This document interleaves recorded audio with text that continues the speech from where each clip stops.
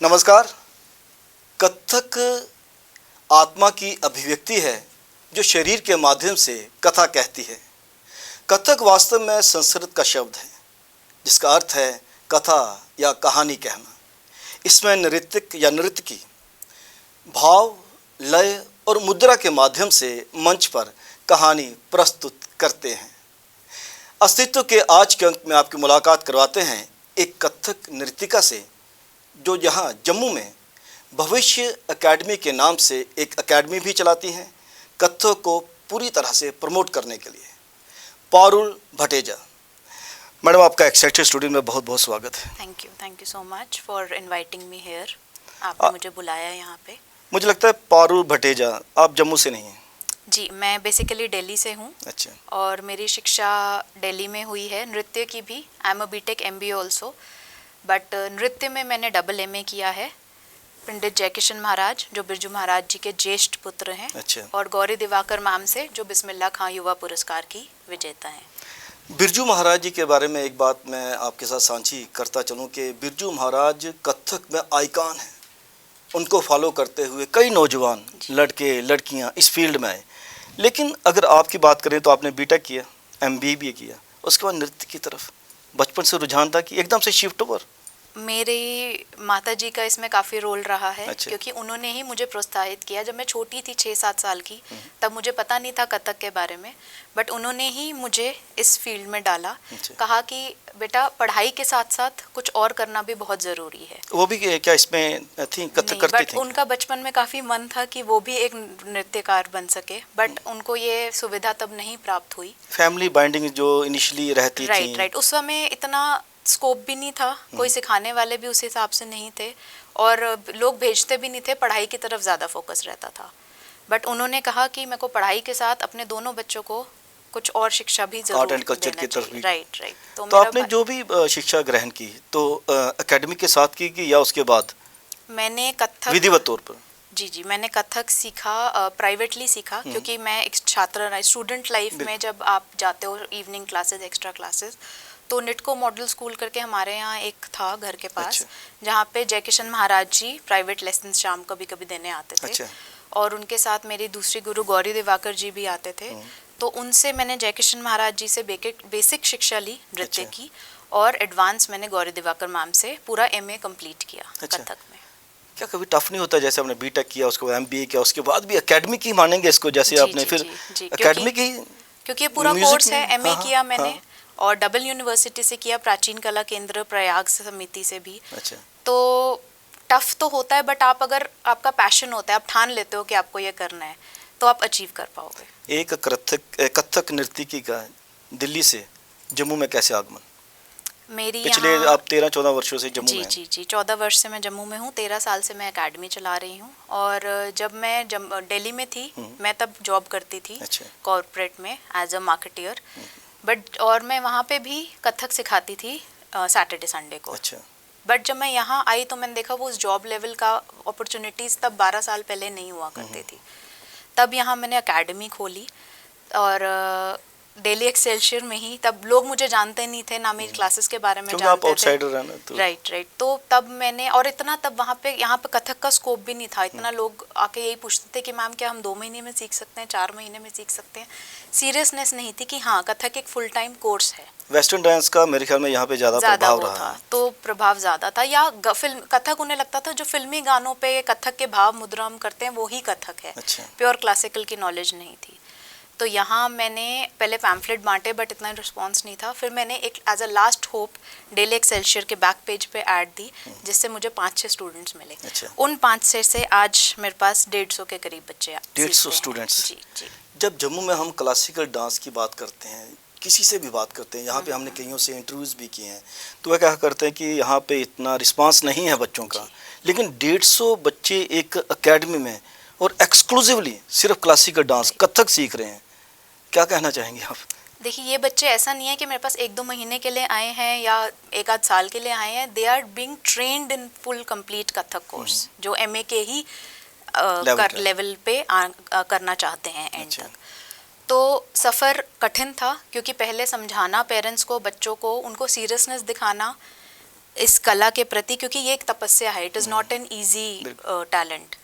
तो इसके लिए इनको सीरियसनेस दिखाना, और हर किसी को सिखाने का तरीका एक अलग है। बच्चों को अलग तरीके से गेम के रूप में मैं सिखाती हूँ कि जब वो बोर हो जाते हैं तो चलो आओ चक्करों वाली गेम मुद्राओं करते के भाव हैं, से ना। कि जो तेज चक्कर करेगा, जो करेक्ट पैर मारेगा, जो अच्छी तत्कार करेगा, जो फास्ट कर पाएगा, तो एक उसी रुचि के हिसाब से सिखाना, और बड़ों को सीरियसनेस के हिसाब से सिखाना, उनको एक एक भाव सिखाना, मुद्रा का एक्सप्लेनेशन देना, हर चीज़ की रीजनिंग देना, कि कथक में हमारी रीजनिंग भी होती है। लेकिन बच्चे जल्दी फॉलो करते हैं कि बड़े? देखिए ये अपनी अपनी रुचि पे है। कुछ बड़े मेरे पास आते हैं जो बहुत जल्दी फॉलो कर अच्छा। लेते हैं, जिनका प्री माइंडसेट ये होता है कि शायद अब हम ना सीख पाए, बट वो बहुत जल्दी कवर कर लेते हैं भाव को, और अंदर की रस को बहुत इजीली निकाल पाते हैं। कुछ बच्चे हैं जो बहुत जल्दी फॉलो कर लेते हैं। हम 5 साल से ऊपर के बच्चे लेते हैं, 5-6 साल अच्छा। के, क्योंकि ये वर्ड्स बोलना धागे तिट्टा किट्टा दिन दिंदा उनके लिए मुश्किल है। तो कुछ बच्चे लेकिन ऐसे 5 साल के मेरे पास आए हैं जो बहुत क्विकली पिकअप कर लेते नहीं, हैं। जैसे आप कह रहे हैं कि तेजी से घूमना, जैसे हम लोग देखा करते हैं परफॉर्मेंस, right. उसके लिए तो एनर्जी लेवल भी चाहिए। एनर्जी, प्रिसिशन, रियाज, आपका सबसे ज़रूरी है रियाज। क्योंकि सिर्फ घूमना ऐसे नहीं होता टोज पे। कथक में एक टेक्निक होती है जब आपको एड़ी के दबाव, एड़ी के ऊपर दबाव देके घूमना है, उसमें आप सिर्फ एड़ी पे स्लिप भी कर बैलेंस सकते हैं। करना है। स्लिप भी कर सकते हैं, अगर आपकी टेक्निक ठीक नहीं है आप गिर सकते हैं या कुछ हो सकता है, but technique should be right, और उसमें बहुत प्रैक्टिस और रियाज की ज़रूरत है। मंच की बात करें तो जैसे आप दिल्ली से हैं तो वहाँ पे तो बहुत अच्छे मंच हैं, और आपने जैसे बिरजू महाराज जी के ज्येष्ठ पुत्र से सीखा भी है, तो जाहिर सी बात है कि मंच और भी अच्छे उपलब्ध हो पाए होंगे। क्या डिफरेंस महसूस करती हैं जम्मू में और कैपिटल सिटी में? देखिए सबसे बड़ा डिफरेंस ये था, जब मैं पहले आई थी यहाँ सिर्फ एक ही थिएटर, वो ऑडिटोरियम था, अभिनव थिएटर। उसके अलावा और कोई प्रमोट नहीं करता, या मेरे को बहुत मुश्किल से ऑडिटोरियम और मिलता है महंगा भी proper। काफ़ी है बुक और करवाना। दिल्ली से ट्रिपल या 4 गुना रेट है। और उस अब बीच में अभिनव थिएटर भी रिकंस्ट्रक्ट हो रहा था, वहाँ पे रेनोवेशन। अभिनव थिएटर अक्सर दोबारा रेनोवेट होता रहता है। तो एक सबसे बड़ा चैलेंज ये है हमें कि यहाँ पे अच्छा ऑडिटोरियम ही नहीं है हमारे पास। क्या आप समझते हैं कि इतना बड़ा ऑडिटोरियम भी नहीं चाहिए कि 600-800 की गैदरिंग हो? राइट है ना, 100, 200, 300 देखिए sufficient मेरे पास 500 की गैदरिंग आती है कम से कम, अच्छा। जब मैं अपना ऑनवल डे करती हूँ अपने अच्छा। एकेडमी का।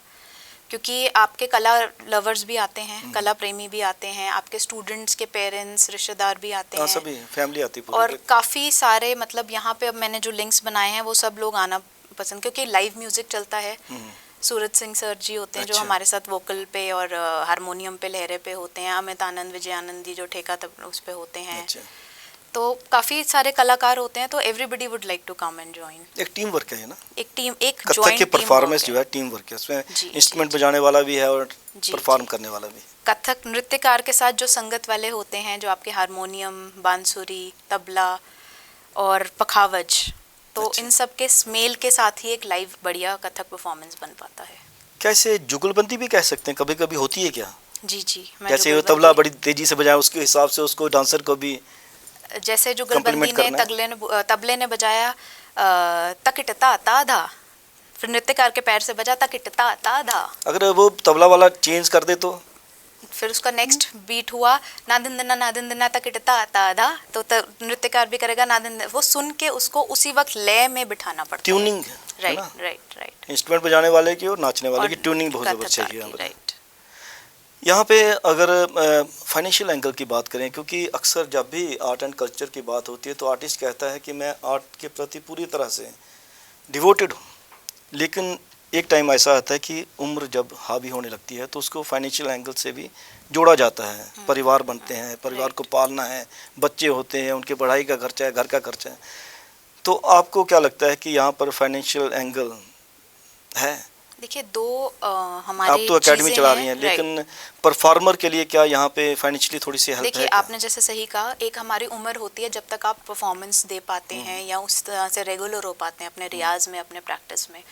अब इसके 2 एस्पेक्ट्स हैं। पहले तो जब तक हम यंग हैं, हम परफॉर्म कर सकते हैं, हम रियाज कर सकते हैं, तब तक हमारा इससे चलता है। बट यहाँ पे भी एज अ परफॉर्मर मैंने देखा है जो उनकी सैलरीज हैं या जो उनको परफॉर्मेंस के लिए दिया जाता है, it hardly covers there travel expense या कॉस्ट्यूम या रिहर्सल का। क्योंकि आपको जब कथक परफॉर्मेंस लाइव देना है उसके साथ आपको म्यूज़िक जो आपकी संगत है, तबले वाले, हारमोनियम वाले, बांसुरी वाला या पखावज वाले, आप बेसिक तबला हारमोनियम भी रखें तो उनकी काफ़ी कॉस्ट होती है, क्योंकि पहले आपको उनके साथ रियाज करना है, उसका भी आपको पेमेंट देनी है। फिर आपने अपने कॉस्ट्यूम पे भी आपने कॉस्ट्यूम, घुंघरू, ये सब कॉस्टली चीज़ है। आपने मेकअप भी करना है, अच्छे से तैयार होके जाना है, तो हार्डली जो आपको पेमेंट मिलती है वो इन सब कॉस्ट को कवर करती है। अच्छा। तो फिर आर्टिस्ट के कमाने का क्या होगा? पेमेंट लमसम है, बहुत लमसम है यहाँ पे। तो मुझे नहीं लगता कि जैसे अगर आपने कथक की परफॉर्मेंस देनी हो तो आप जैसे औरतें आमतौर पर लड़कियां खुद सजती हैं, तो ऐसा तो नहीं हो सकता, उसके लिए मेकअप मैन चाहिए क्या?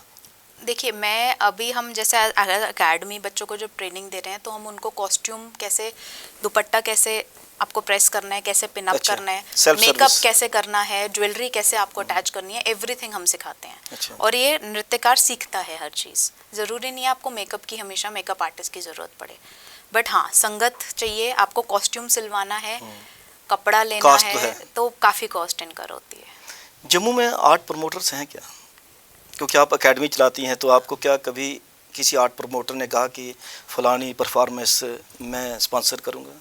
देखिए, दिल्ली एकेडमी को अगर छोड़ दें, दिल्ली से आई हूँ तो मैंने वहाँ कल्चर जो देखा है, आर्टिस्ट आपस में जुड़ के रहते हैं, एक दूसरे को इन्फॉर्म्ड रखते हैं कि आज मेरी परफॉर्मेंस है, आप आइए, सब एक दूसरे को एनकरेज और मोटिवेट करते हैं और प्रमोट भी करते हैं कि आज मैं प्लेटफॉर्म, इनफैक्ट मेरी जैसे गुरु हैं तो वो दूसरे आर्टिस्ट को भी प्रमोट देती है कि इस बार जो मेरा एनुअल डे होगा आप कॉन्सेप्ट एंड कोरियोग्राफी कीजिए। अच्छा। पूरी प्रोडक्शन आप हैंडल कीजिए, और उनकी पेमेंट भी मिलती है उनको, तो ऐसे एक दूसरे, और वो उनको बुलाते हैं। एक्सचेंज ऑफ थॉट्स भी तो है, तो एक्सचेंज ऑफ थॉट्स और नयापन आता है, आप में क्रिएटिविटी आती है, बच्चे कुछ नया सीखते हैं अलग अलग लोगों से।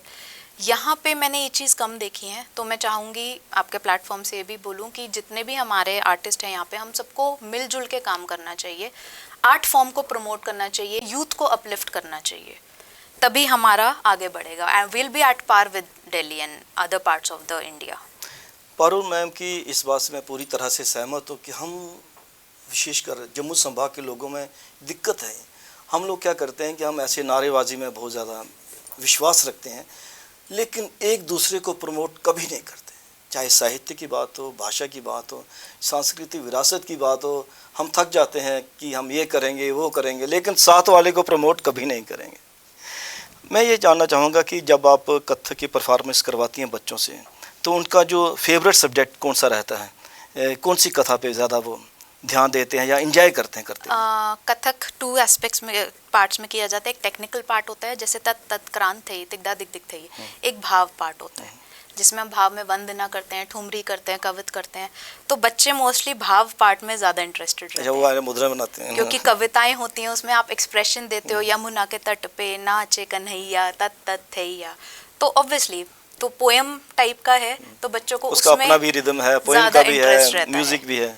ऑन द कॉन्ट्ररी बड़ों को जो बंदिशें मुश्किल मुश्किल सिखाएं, जैसे तग नग थ रे कुकु दग दग जनक जनक तक धा जनक जनक तक धा जनक जनक तक धा जिजकिट दिलांग दुमकिट तक धा ती धा दुमकिट तक धा ती धा दुमकिट तक धा ती धा तारिकिट तक दिलांग दुमकिट ता धा तारिकिट तक दिलांग दिलांग दुमकिट ता धा तारिकिट तक दिलांग दिलांग दिलांग दुमकिट तक दिलांग दिलांग दुमकिट तक दिलांग दुमकिट ता धा।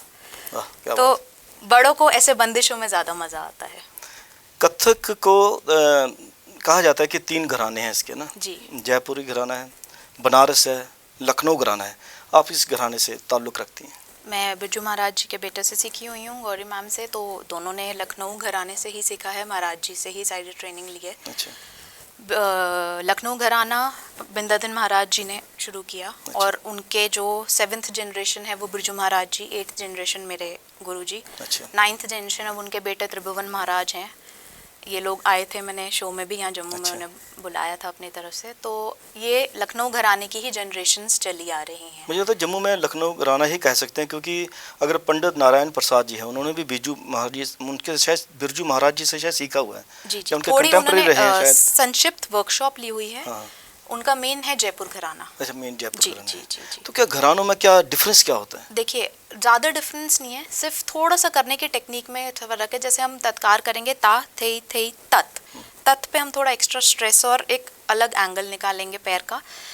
जयपुर में ता थे तत आ थे तत, बट हर घराने के एक यूएसपी है। जैसे लखनऊ घराना भाव प्रधान है, मेनली हम भाव को ज़्यादा तवज्जो देते हैं। अगर लखनऊ में मैं सिर्फ ये तत तत थे कर रही हूँ तो मैं तत तत थे भाव के साथ करूँगी। जयपुर में स्पीड को ज़्यादा बोलते हैं कि तत तत थे एकदम, अच्छा, और फास्ट हो जाए। अच्छा। दैट डजंट मीन कि लखनऊ में फास्ट नहीं करते या जयपुर में भाव नहीं करते, बट लखनऊ की खासियत है कि हर चीज़ में हमने भाव को प्रधानता देनी है। अच्छा, मैं ये जानना चाहूँगा कि जैसे आपके एकेडमी में लड़के भी सीखते हैं, लड़कियां भी सीखती हैं, जी। तो लड़कों का कैसा रिस्पांस रहता है? आमतौर पर कहा जाता है कि कथक हो गया या क्लासिकल डांस कोई भी हो तो उसमें लड़कियां ज़्यादा पार्टिसिपेट करती हैं और लड़कों की पार्टिसिपेशन को वैसी इंकरेजमेंट नहीं मिलती। ये आपके बात पास तो क्या सही है बच्चे? हमारे ये बात सही है, इंडियन सोसाइटी में अभी भी लड़के बहुत कम आते हैं। इनफैक्ट जो न्यू जनरेशन आ रही है, अभी तक मेरे पास न्यू जनरेशन का कोई लड़का नहीं आया सीखने। अच्छा, एक स्कूल में मैं एज अ गेस्ट लेक्चरर जाती हूँ, वहाँ पे 3-4 लड़के हैं छोटे जो सीखते हैं। 2-4 लड़के बड़े भी मेरे पास सीखने आए हैं जो ऑलरेडी डांसर्स हैं या आगे कथक को ही आगे सीखना चाहते हैं, अच्छे से उसमें प्रोफेशनल ट्रेनिंग लेना चाहते हैं। बट रेशो की बात की जाए तो आई थिंक 50:1 की रेशो है, 50 लड़कियाँ तो 1 लड़का। साउथ इंडिया में जब भी हम जाते हैं या वहाँ के बारे में पढ़ते हैं तो ऐसा सुनने में भी आता है, देखने में भी आता है कि वहाँ हर घर में हर बच्चे को संगीत की शिक्षा लेना आवश्यकता है जी, नृत्य और संगीत मस्ट है ना। तो जम्मू में या नॉर्थ इंडिया में, क्योंकि नॉर्थ इंडिया का अगर कथक है तो कथक को क्या उस लेवल का घर घर में प्रमोशन है? मेरे हिसाब से कथक का उस लेवल का प्रमोशन नहीं है जितना साउथ में, और स्पेशली ईस्ट साइड भी, बंगाल, वेस्ट बंगाल में आप जाइए, साउथ में जाइए तो वहाँ ज़रूरी नृत्य या संगीत दोनों में से एक की शिक्षा ज़रूर देते हैं। और ये बहुत पुरानी पहले हमारी ट्रेडिशंस पे चला जाता है, क्योंकि पहले ये मान्यता होती थी बच्चा गुरुकुल में बच्चे पढ़ते थे तो उनको हर चीज़ सिखाई जाती थी, नृत्य भी सिखाया जाता था, संगीत भी सिखाया जाता था और दूसरा ज्ञान भी दिया जाता था। नृत्य संगीत भी कंपलसरी होते थे। तो वो चीज़ें साउथ में या ईस्ट में अभी भी कंटिन्यूड हैं कि नृत्य भी ज़रूरी है या संगीत भी ज़रूरी है। बट उत्तरी भारत में हम शायद ज़्यादा ही शिक्षा एजुकेशन के ऊपर ज़्यादा वो फुल होलिस्टिक एजुकेशन नहीं दे रहे, सिर्फ पढ़ाई पे ही शायद ज़्यादा यहाँ जोर है। कितना ज़रूरी है एकेडमी के साथ एक्स्ट्रा करिकुलर एक्टिविटीज़, और उसमें अगर आप क्लासिकल डांस करते हो तो किस हद तक आपकी ये मेडिटेशन की समस्या जो है उससे भी निजात मिलती है, और विशेषकर जो वर्किंग क्लास आदमी हैं, औरतें हैं, उनके लिए कितना ज़रूरी है क्लासिकल के माध्यम से, चाहे आप सुनिए, देखिए या फिर कीजिए, उससे आप कितना स्ट्रेस से आप निजात पा सकते हैं। मैंने हमेशा जब भी कोई पेरेंट आता है मेरे पास एडमिशन के लिए, जो भी हमारी बातचीत होती है क्लासिकल के बारे में, तो मैं उनको यही देती हूँ कि आप बच्चे को along with studies and sports भी एक चीज़ ज़रूर सिखाइए, इधर क्लासिकल म्यूज़िक, इंस्ट्रूमेंट या डांस। ज़रूरी नहीं है आप डांस ही सिखाइए या म्यूज़िक, या दोनों ही सिखाइए। एक चीज़ क्लासिकल, देखिए जब क्लासिकल की तरंगे उठती हैं ना, आप म्यूज़िक इंस्ट्रूमेंट से, या जब हम कथक करते हैं पैर बजा के, या आप संगीत जब बोल रहे हैं, तो वो तरंगे एज अ मेडिटेटिव वो काम करती हैं आपके लिए, आपकी बॉडी के लिए, स्पिरिचुअली, इमोशनली आपको अपलिफ्ट करती हैं। And it is the connection with the almighty, भगवान के साथ एक आपका कनेक्शन डायरेक्ट एस्टैब्लिश होता है जब आप उस धुन में, नृत्य की या उस संगीत की धुन में आप खो जाते हैं। अलग दुनिया है फिर। और वो रॉक म्यूजिक या पाश्चात्य नृत्य से या पाश्चात्य संगीत से नहीं होता, ये क्लासिकल म्यूजिक से ही होता है। प्लस जो right side of the brain है बच्चों का, creative side of the brain, वो आपका क्लासिकल म्यूजिक या क्लासिकल डांस से ही ज़्यादा एक्टिवेट होता है। तो साइंटिफिक पढ़ाई, हाँ, पढ़ाई में भी बच्चा एक्सेल करता है आगे। अब आप कह रहे हैं कि आपके लिए मुश्किल होएगा, आपने बीटेक की, एमबीए की और साथ साथ आपने एमए किया, बट उस टाइम पे मुझे ऐसा नहीं लगा। मुझे बल्कि ऐसा लगता था कि जो मेरा स्ट्रेस था, पढ़ाई का ओवरबर्डन था, वो मेरे नृत्य से, कला से मेरे को रिलीफ मिलता था। जब मैं 1 घंटा बीच में रियाज करती थी या क्लास अटेंड करती थी तो मेरे को एक पाइप लाइन मिलता था जो मैं बाहर हर चीज़ अपनी स्ट्रेस को भगा सकूं। आना लाइटर नोट में आप सभी के साथ एक बात शेयर करना चाहूँगा कि आप सभी ने एक फिल्म देखी होगी एक दूजे के लिए, है ना। उसमें कमल हासन क्लासिकल डांस सीखता है जी, लेकिन जब वो आता ना, उसमें एक उनमें समझौता सा होता है कि 1 महीने के, 1 साल के लिए शायद, है ना, अब मैं भूल रहा हूँ, कि अलग रहना है। अलग रहना है। उस वक्त जो स्ट्रेस होता है उसको वो उससे बाहर निकलने के लिए कमल हासन की वो सीन है, वो क्लासिकल डांस करता है, जी, वहाँ जी, से वो जी, थोड़ा जी, स्ट्रेस फ्री होता है। जी जी जी जी। और ऑर्गेनाइजेशंस की बात करें तो जम्मू में अगर ऑफिशियली देखा जाए तो institute of music and fine arts है। एक और ऑर्गेनाइजेशन की बात की जा सकती है, J&K academy of art culture and languages. कितना सपोर्ट है इन ऑर्गेनाइजेशंस का क्लासिकल डांस को प्रमोशन के लिए? अभी मेरे को जैसे 12 साल हो गए, तो हम एक तो मैंने आपको बताया ऑडिटोरियम की बहुत मुश्किल रहती है कि कभी अवेलेबिलिटी नहीं है, बट आप नहीं इस समझते बार कि जैसे आप एक एकेडमी चला रही हैं, परफॉर्मेंस देना चाहती हैं, बच्चों से करवाना चाहती हैं, थोड़ी कंसेशनल रेट पे ऑडिटोरियम मिलना चाहिए? इस बार मेरे को आपको बताते हुए अच्छा लग रहा है कि JKASCL में, Jammu art and cultural language department में काफ़ी सपोर्ट मिला, क्योंकि इस बार मैं हर साल एनुअल डे करती हूँ। अच्छा। आई थिंक 6-7 हम कर चुके हैं, तो इस बार जो हमने कला दर्पण के नाम से हम सीरीज करते हैं। अच्छा। और हर सीरीज, जैसे पिछली बार मैंने भगवान कृष्ण जी पे की थी, इस बार मैंने 2025 मई में स्वयंभू के नाम से भगवान शंकर को डेडिकेट करते हुए पूरा करवाया था बच्चों से, तो जिसमें 100 से ऊपर बच्चों ने पार्टिसिपेट किया था। And we were in collaboration with JKASCL। अच्छा। उन्होंने कोलैबोरेशन हमें दिया और फुल सपोर्ट भी किया। अच्छा, जिसमें तो अच्छी बात है। हाँ, जिसमें उन्होंने पूरा सपोर्ट किया, हमने आपस में ही जुड़ के मिल के एक स्वयंभू के नाम से पूरा प्रेजेंटेशन दिया कथक का। आप अंत में पेरेंट्स के, विशेषकर पेरेंट्स से क्या कहना चाहेंगे कि कितना प्रमोट उनको करना चाहिए अपने बच्चों को इस तरफ? अंत में मैं जो यूथ है आज का और जो पेरेंट्स हैं, उनको ये मैसेज देना चाहूँगी आपके माध्यम के थ्रू कि देखिए, क्लासिकल म्यूज़िक और डांस हमारी जड़ें हैं। शुरुआत ही हमारे जो तरंगे शिव जी के टाइम से अगर देखा जाए तो क्लासिकल डांस और म्यूज़िक वो तब से है। अगर उसको हम आगे, हमारा ये कर्तव्य है एज अ जनरेशन, मतलब मेरे गुरु लोगों ने मेरे ऊपर वो रिस्पॉन्सिबिलिटी दी कि मैं उसको प्योरेस्ट फॉर्म में आगे लेके जाऊँ। देखिए, एक होता है ट्रेडिशनल डांस और एक होता है खुला नाच, जिसे हम कहते हैं, जैसे फ्यूजन के नाम पे लोग करते हैं जो चीज़, गानों पे कथक कर रहे हैं, कुछ है, बट एक जो ट्रेडिशनल है, बंदिशों पे नाच है, वास्तव में अस्तित्व वही है। वही असली ओरिजिनल डांस है जो हमें तालीम दी गई है।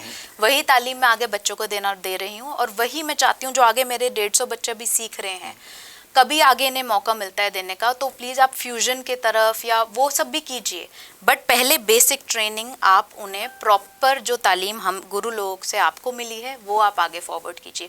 बिकॉज कहीं ना कहीं मिक्सअप थोड़ा थोड़ा होते होते एक समय ऐसा आएगा जब हम ये सारा हम खो बैठेंगे, जो ओरिजिनल बंदिशें, ओरिजिनल तालीम है, ये सब गुम हो जाएंगी इन सब मिक्सचर में। तो मेरा यही है, पेरेंट्स से रिक्वेस्ट है कि प्लीज़ आप अपने बच्चों को क्लासिकल म्यूज़िक, डांस ज़रूर सिखाइए। आगे उनकी पढ़ाई के लिए भी, उनकी वेल बीइंग के लिए भी वो बहुत इम्पॉर्टेंट है। और बच्चों से ये है, जो भी आप लोग सीख रहे हैं उसको ओरिजिनल फॉर्म में मैक्सिमम सीखने की कोशिश कीजिए, प्रिजर्व कीजिए, अच्छा रियाज कीजिए, मेहनत कीजिए और आगे उसी फॉर्म में फॉरवर्ड कीजिए। उम्मीद करेंगे कि जो आपने पेरेंट्स से कहा, बच्चों से कहा, वह उन तक पहुंचेगा भी, उस पर अमल भी करेंगे। आप एक्सेलेंट स्टूडियोज में आपका बहुत बहुत धन्यवाद। Thank you so much for having me.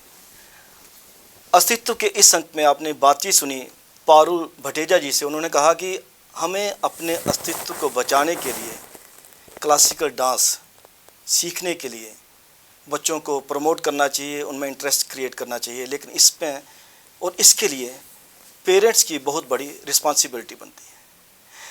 Camera person Karan Singh के साथ राजेश्वर सिंह राजू को अब दीजिए इजाज़त। नमस्कार।